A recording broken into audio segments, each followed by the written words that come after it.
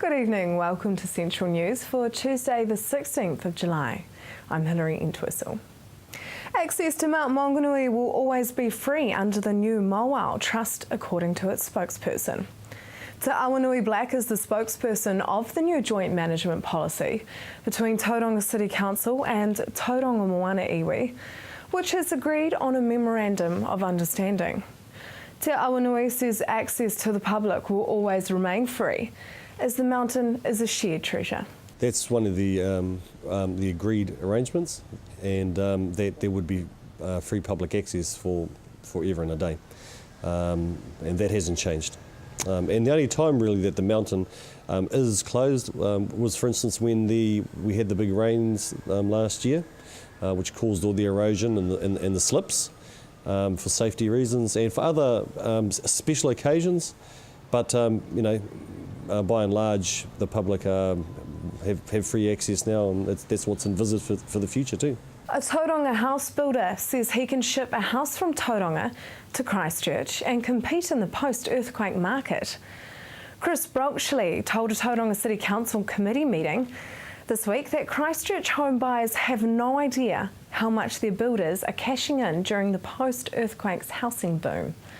His company, Earthcube, makes homes out of containers, and Chris says he can ship a 5-bedroom container home of 162 metres squared, costing $320,000, to Christchurch for $20,000. Another hurdle for Christchurch home builders is the $60,000 the City Council requires them to spend on footings to combat liquefaction. In Tauranga, footings cost $15,000 to $20,000. Now for our region's weather, Hamilton, your Wednesday will be cloudy with a westerly breeze. Your expected high is 14 and an overnight low of 6. Tauranga, your Wednesday will have cloudy periods with westerly breezes. Your expected high is 15 and an overnight low of 7. Just ahead, a Fulbright scholar.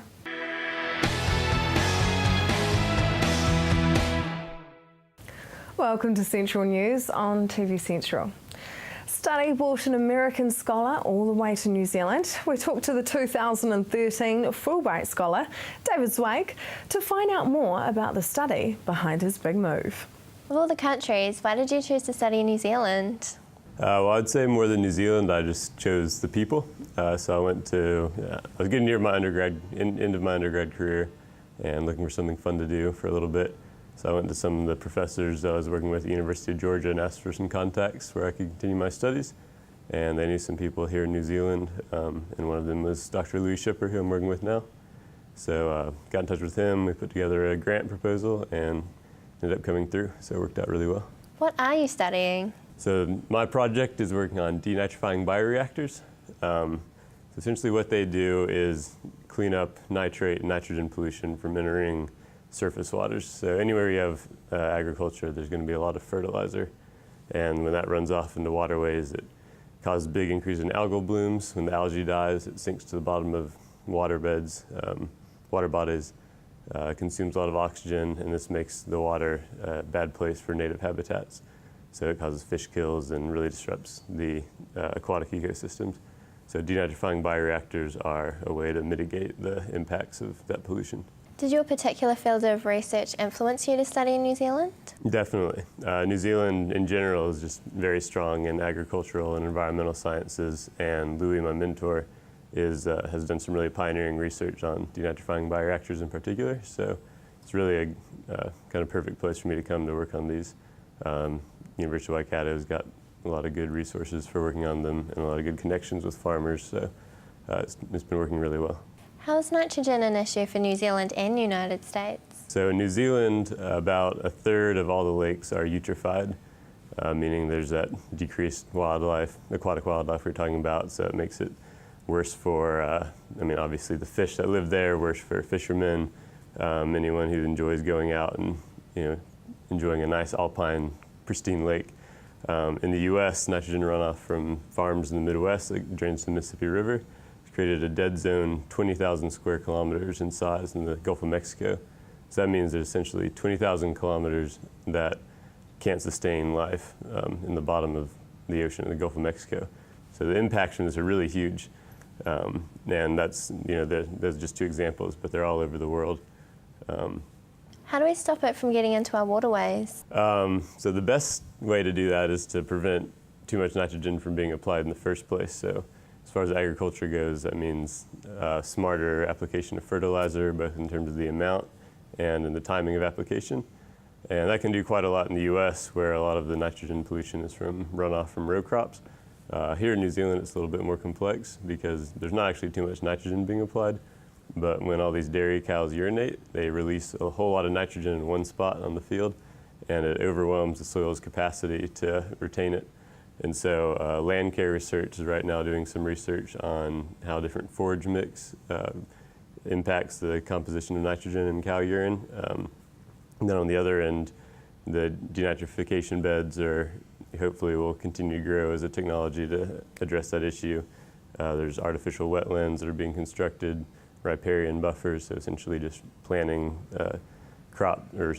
plants, reeds and trees along the edges of streams, so they'll take up nitrogen as it runs off. But basically there's no one-size-fits-all solution. Where have you carried out some of your research in Waikato?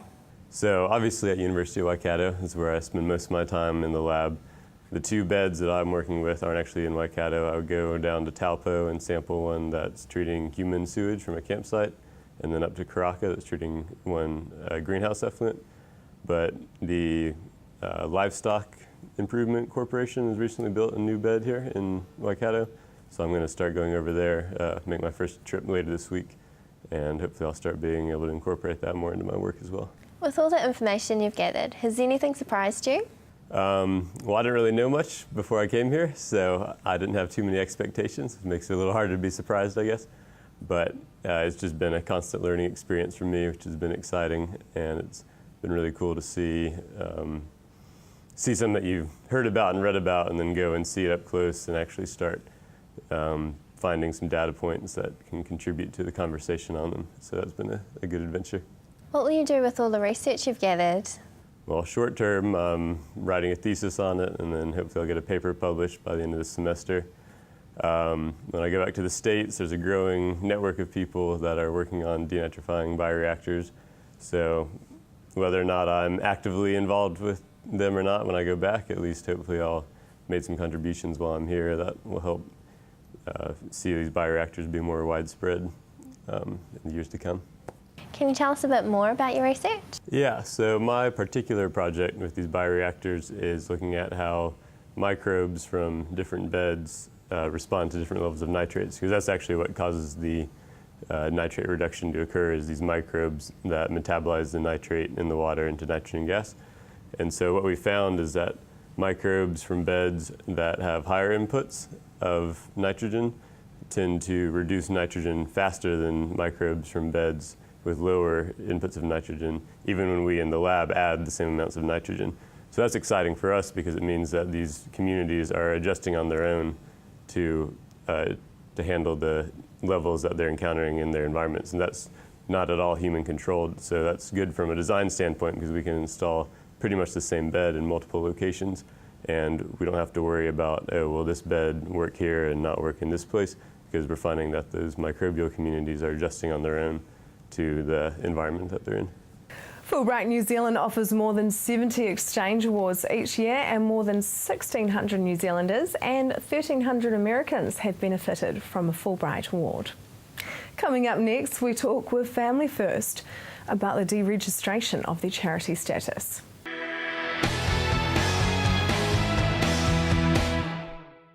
Welcome back. Family First has been stripped of its charity status.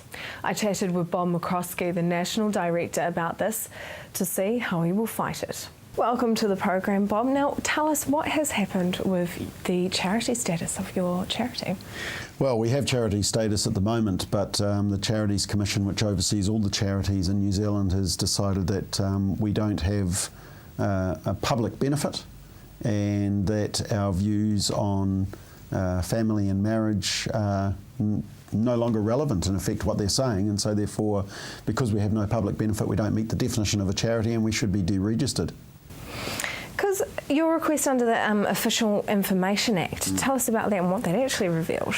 Well, we've been audited in 2010 and we got the green light, and in effect, we've been doing nothing different since then. The only thing that's changed is that there was this massive debate over marriage. It's a little bit like the fluoride debate you're having currently in Hamilton. And so when you have massive debates, and especially when they're on such key social issues, groups get involved. We got involved, of course, because we believe marriage is fundamental to society, and in fact, as we've seen decreasing marriage rates, the breakdown of marriage and divorce rates, that's been a key contributor driver towards some of the social issues we're seeing and towards poverty.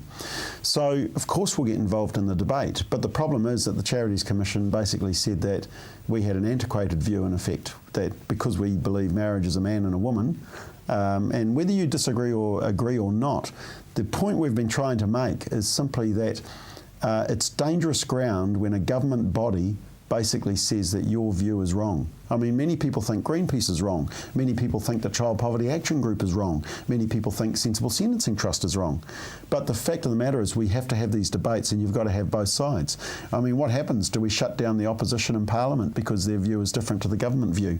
It's really dangerous ground when you start saying that when you speak against the government, that suddenly you should be shut down. And of course we were world famous because of this deregistration, because everybody saw that in effect we were being shut down because of our views on the marriage debate.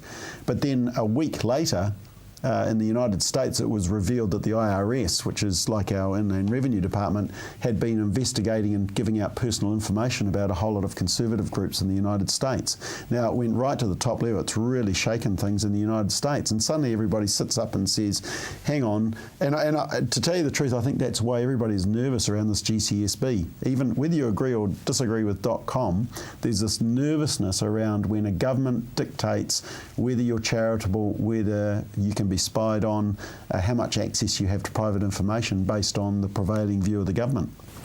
What is the definition of a charity by the Charities Registration? Well, yeah, it's been a long-standing definition, and basically there's sort of four arms. There's relief of poverty, education, religious, and public benefit. And so it's pretty subjective, but you can see all churches and church groups come under the religious. There's the education aspect, and there's lots of educational groups out there. Relief of poverty, obviously that's a lot of the community-based organisations. And then there's this benefit to the public, and obviously non-profit. You know, that's the key thing. Nobody's making huge bucks out of it. But it is very general. Now, the argument against us, I mean, a lot of people think that we're a religious group, and they said, no, you're not religious. We argued that we also educate families as to some of the issues. They said, well, no, that doesn't really count. In fact, they labelled our education as propaganda and indoctrination. And in terms of public benefit, well, that's when they said that, well, your views on marriage are antiquated, you're out of step with current public thought, and which, of course, we weren't. In fact, when the marriage bill was passed through, the support for changing the definition of marriage was about the same as the support against changing the definition of marriage. So we represent a large constituency of New Zealand, and yet apparently we're not for the public benefit. It is dangerous ground, and I think the worst part is the inconsistency. There are other groups like us who are raising really important issues, like Child Poverty Action Group, like National Council of Women, who have registration because apparently they fit into the view of what the Charities Commission thinks is charity. So with the National Council of Women and these child poverties, they're obviously around education and poverty. Yeah. I mean, you're saying that you sit on education. What in your marriage bill was about education? Well, it's education and entering into the public debate. So we're representing a proportion of New Zealanders in that marriage debate. But education is making known research around, for example, the benefits of marriage. It's also around, I mean, we've put out a lot of reports about the cost of family breakdown. We've put out a report which about sex education in schools. We've put out a report about why the drinking age should be raised to 20 because, new research on the effect of alcohol in teenagers' brains. So there's a whole lot of education that we're doing, but for some reason they labelled the education that Child Poverty Action Group and National Council of Women does as good, but our education was propaganda and indoctrination. I mean, it's Big Brother, and I think all New Zealanders, look, even if you disagree with Family First and where we stand, that's okay. But I think it's dangerous ground when you shut down the debate simply because we're not going along with the prevailing government view. That's really dangerous, and I think all New Zealanders should be worried about that. I mean, it is kind of, seems to me a little bit a freedom of speech kind of issue, isn't it? Well, it's that, and it's very subjective, and so we're just calling for a level playing field. In effect, if we're being shut down, you need to shut down all the other groups that are debating the issues. You know, if you're helping people at the bottom of the cliff, you're called a saint. If you're trying to deal with the cause of the problem, you're called a radical, and we've got to get past that. Coming up next, pest threats to the Waikato.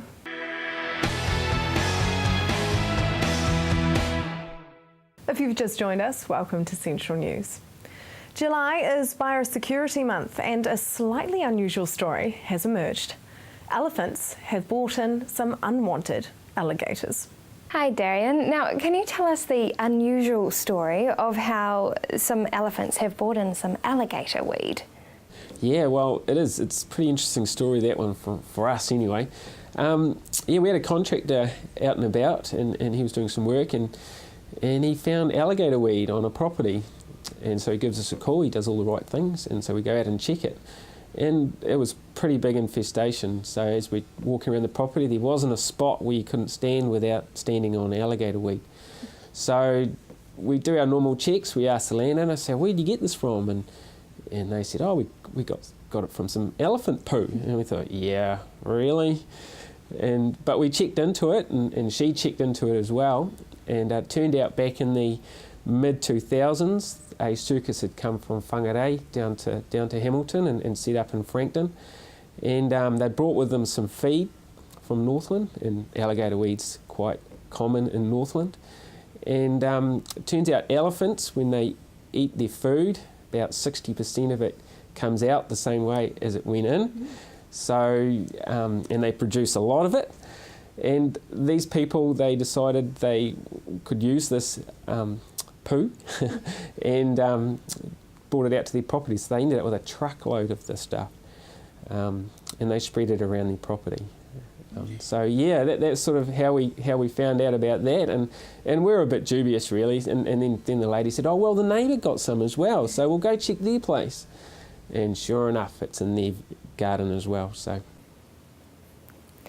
why exactly is alligator weed such a pest, and what harm can it do? Yeah, well, alligator weed's a fascinating plant. It can grow in any conditions from salt water. It's both aquatic and terrestrial. So yeah, it can live in the salt water, can float in the sea, can live in our clean streams and in our lakes.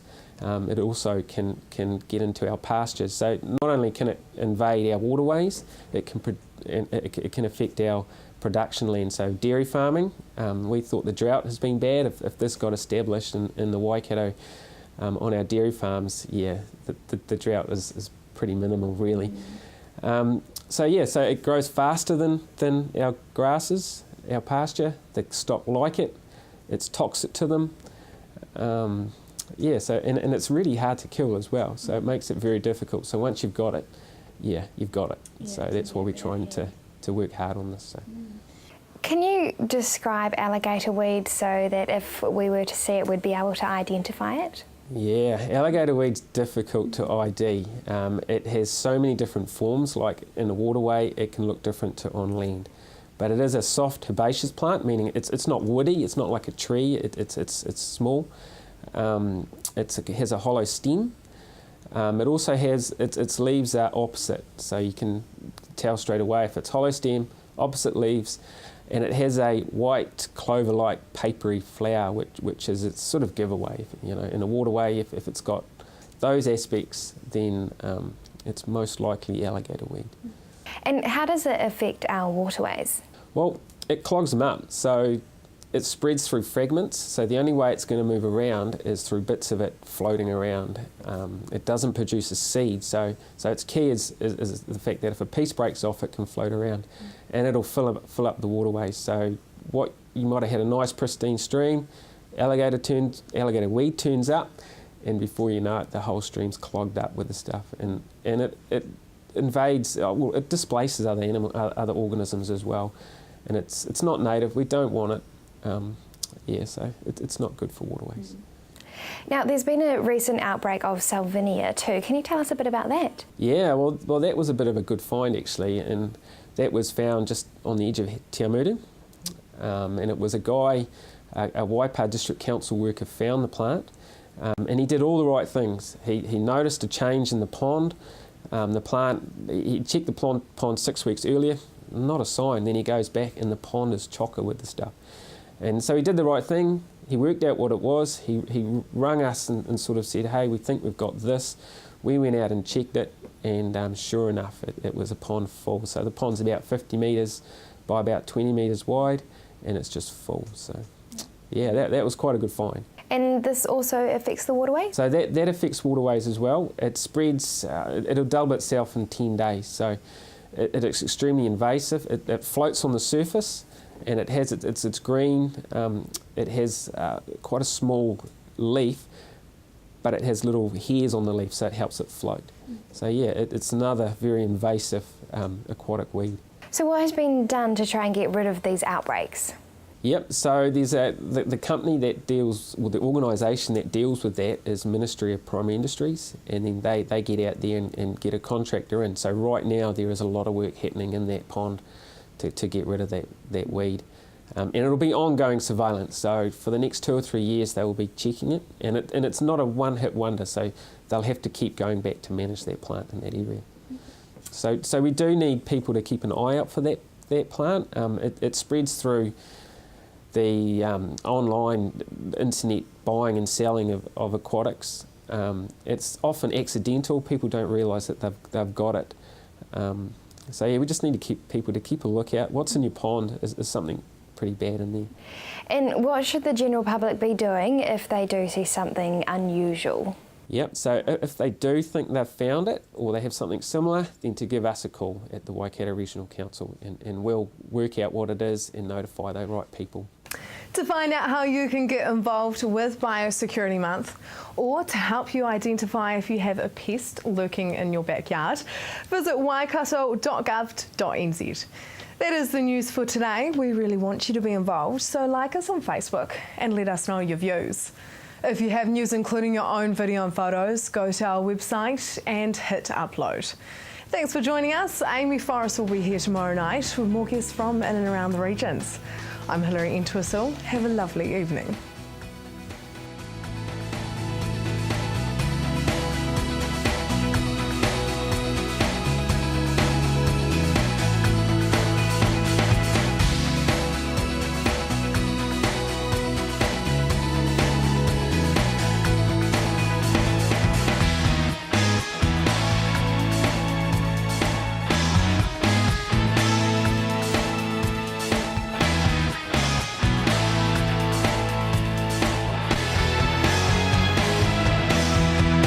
This has been an Alpha Media production, a division of Television Media Group.